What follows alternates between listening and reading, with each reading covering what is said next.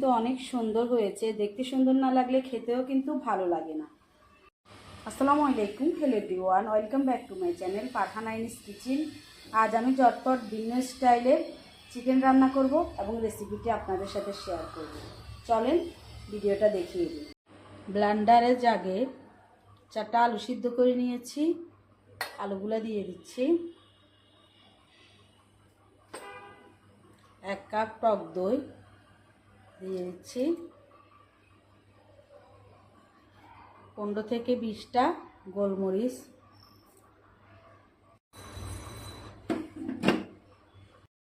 চুলাটা ধরিয়ে একটা ফ্রাই প্যান বসিয়ে দিয়েছি। ফ্রাই প্যানে 1 কাপ সরিষার তেল দিয়ে দিচ্ছি। চাইলে রেগুলার তেলও দিতে পারবেন, সরিষার তেলটা দিলে খেতে কিন্তু অনেক ভালো লাগবে। তেলগুলো গরম হওয়া পর্যন্ত অপেক্ষা করব। তেল গরম হতে হতে 2 টেবিল স্পুন ঘিও দিয়ে দিচ্ছি। ঘিটা হাতের কাছে থাকলে দিবেন, না হলে স্কিপ করতে পারেন।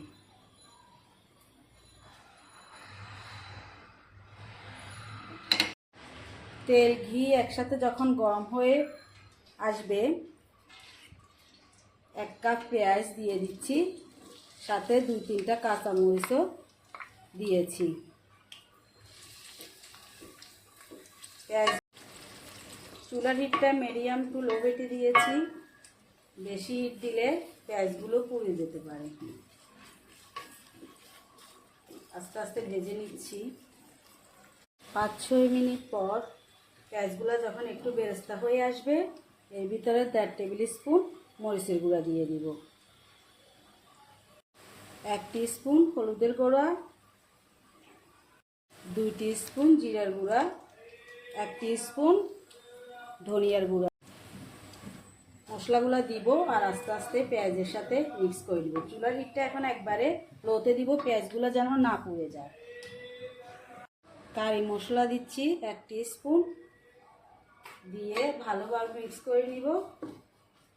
এখানে 1 কেজি সোনালী মুরগি নিয়েছি, ধুয়ে পরিষ্কার করে পানি ঝরিয়ে নিয়েছি। এখন দিয়ে দিচ্ছি 1 টিস্পুন লবণ দিয়ে দিব। আস্তে আস্তে মশলাগুলো মিক্স করে নিব। এখন কিন্তু চুলার হিটটা একবারে লোতে আছে, বেশি জোরে দিলে মশলাগুলো পুড়ে যাবে, খেতে কিন্তু ভালো লাগবে না। আস্তে আস্তে মিক্স করে নিচ্ছি।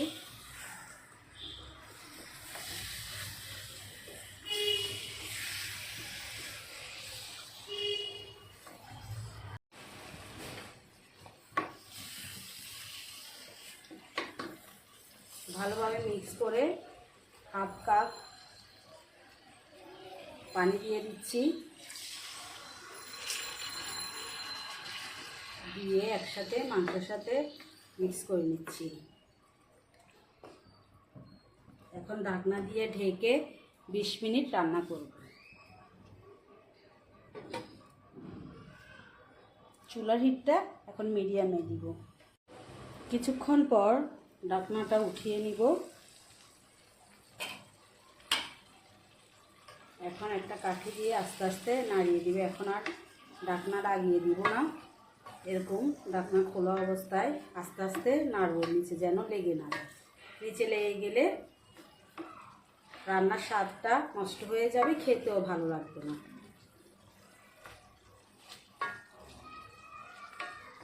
এইভাবে করে কিছুক্ষণ পর পর নাড়ব। জলগুলো শুকানো পর্যন্ত অপেক্ষা করব। মশলাগুলো একবারে শুকিয়ে গিয়েছে, যে মিশ্রণটা করে রেখেছি মিশ্রণগুলো দিয়ে দিচ্ছি। সম্পূর্ণ মিশ্রণ দিয়ে মিক্স করে নেব।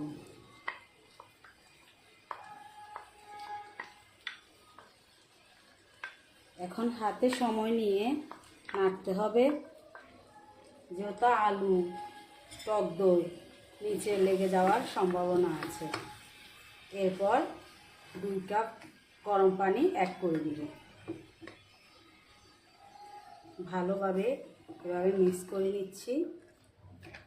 মিক্স করে 1 থেকে 2 মিনিট অপেক্ষা করব।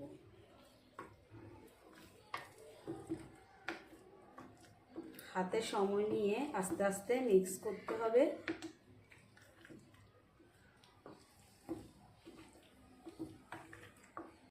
দুই কাপ গরম পানি অ্যাড করে দিয়েছি। স্কিপ হয়ে গিয়েছে আমার।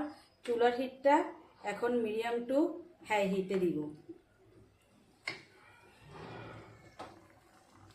ঢাকনা দিয়ে ঢেকে 10 থেকে 12 মিনিট রান্না করে নিব। একটু ভালোভাবে আগে মিক্স করে নিই, তারপর ঢাকনা দিয়ে ঢেকে দিব।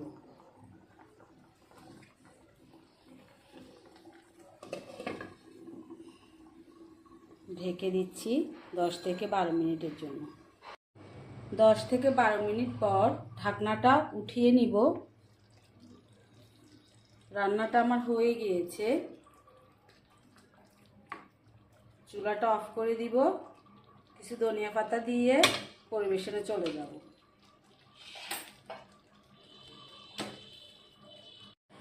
ধনিয়া পাতার সাথে একটা কাঁচামরিচও দিয়ে দিয়েছি ফ্লেভারটা ভালো লাগার জন্য।